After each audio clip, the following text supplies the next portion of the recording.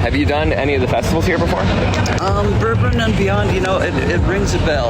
I usually have a hard time remembering until I'm like either doing the line check or singing on the stage and it's go time. I'm like, oh well, yeah, I have been here before. Yeah, sounds about right. I mean, touring all over the place, though. It's like after a while, like everything kind of turns into a blur. Well, right? It's that, and it's like short-term memory. I'm on I'm neurodivergent, so it's short-term memory access to that. Like I have a problem with. Yeah. Well, I mean, you just got to keep doing it like year after year after year, and then it'll go into long-term memory. Yeah, eventually those neurons connect, and it all makes sense. Yeah, well, welcome to Bourbon Beyond into Louisville. I do want to ask, are you a drinker? Do you drink bourbon?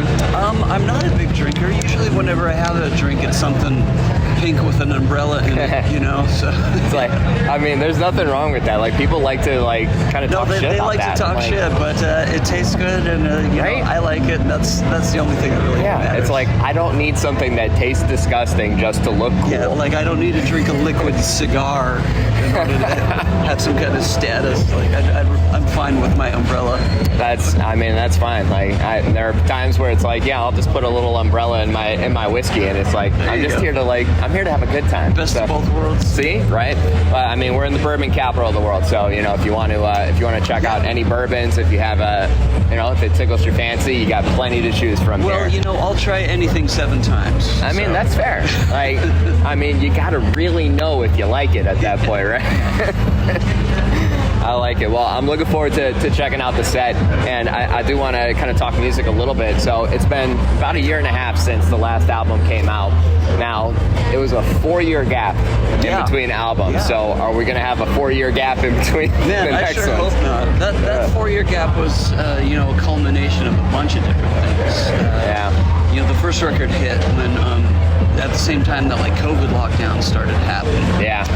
And so, promoting that album and touring on that album was really difficult. Yeah.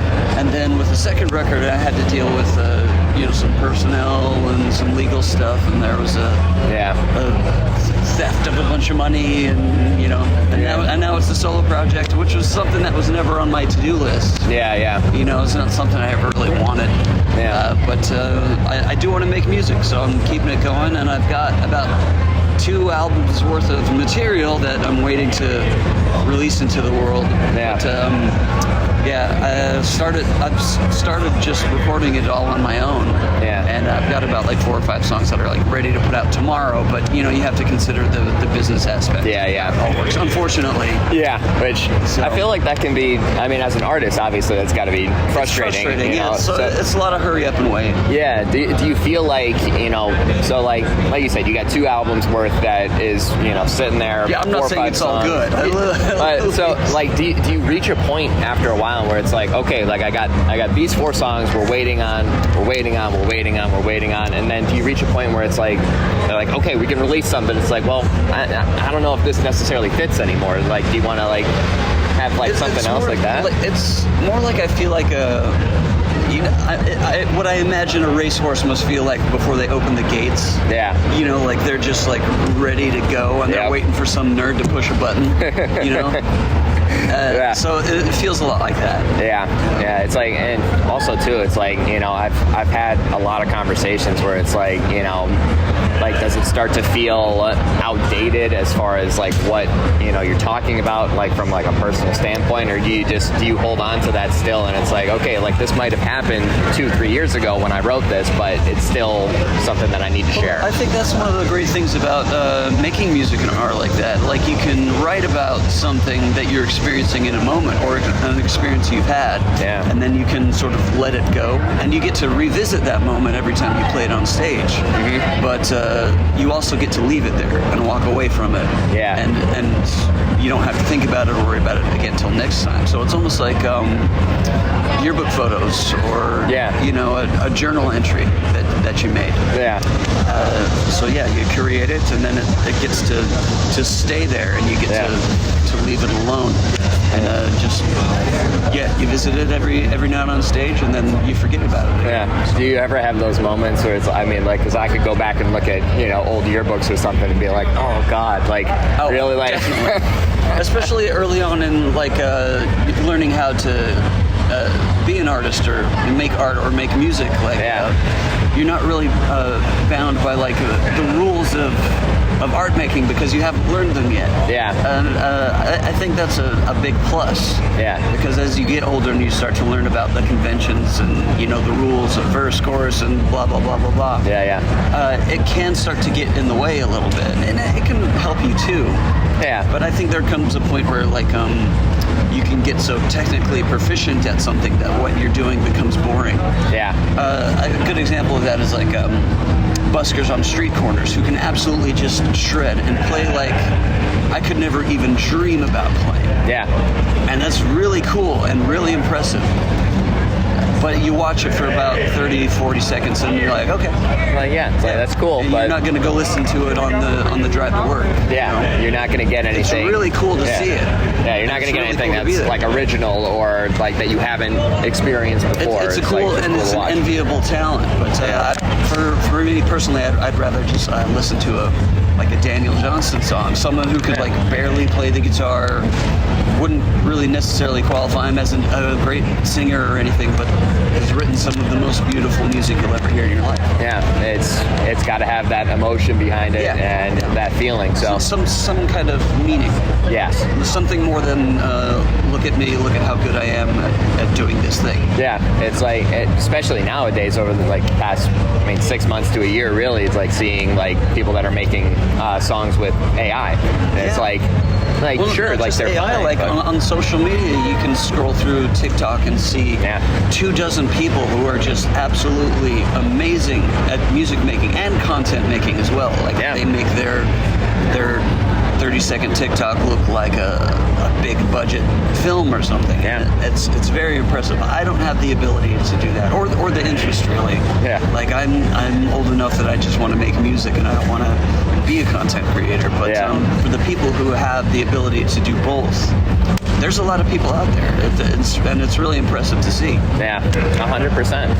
I'm here for it, but I like having the experiences, like you said, of having listening to something where it has that emotion, that feeling, all of that. So if it connects to you, like that's the important bit. Yeah. So I feel like festivals like this, where you get to experience so many different artists, and it's like you're going to be in front of people that might be here to see somebody else, and you're winning over new people. So I'm looking forward to checking out the set, and I'll leave you with one question that I always like to ask every artist to get a little insight. You might have an answer, you might not. We're going to find out. But so obviously festivals are a different beast with putting together a set list. You don't have as much time as a headlining show. But when you think about your typical headlining show and all the time that you put the set list together with different staple songs, anything new, or whatever you feel like doing.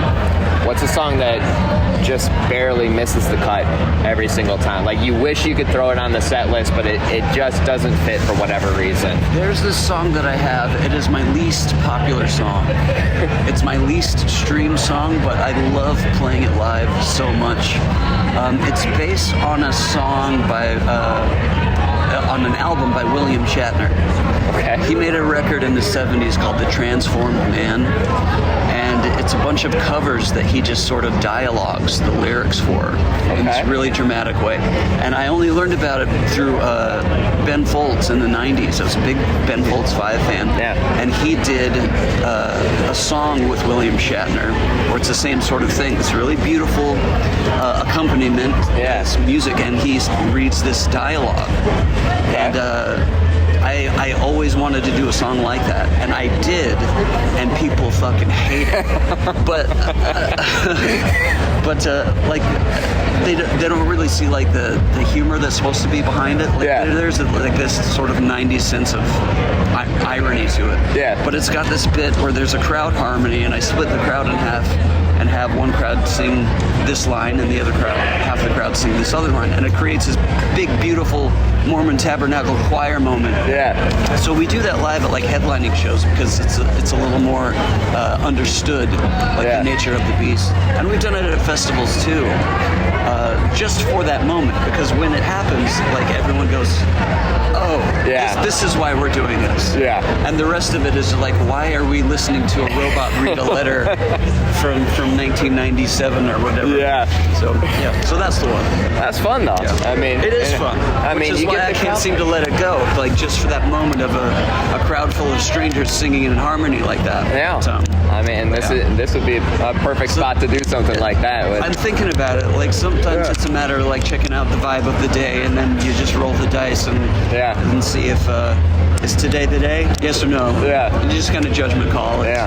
Well, I guess the follow up to that would be: have you thought about just doing the the crowd part of the song, or does it have you got to do just the whole thing? Sometimes if the vibe is right, I'll just do that bit of it, and I'll leave the William Shatner part for a different moment. Yeah. But you just tell everybody, be like, this one's for William Shatner, and just leave them all wondering. It's mostly all for William Shatner. I'm a big fan. I mean, who isn't a big fan? Like, come on. It's great, but I'm looking forward to the set. It's going to be fantastic. Thank you, sir. Appreciate your time. Of course, man.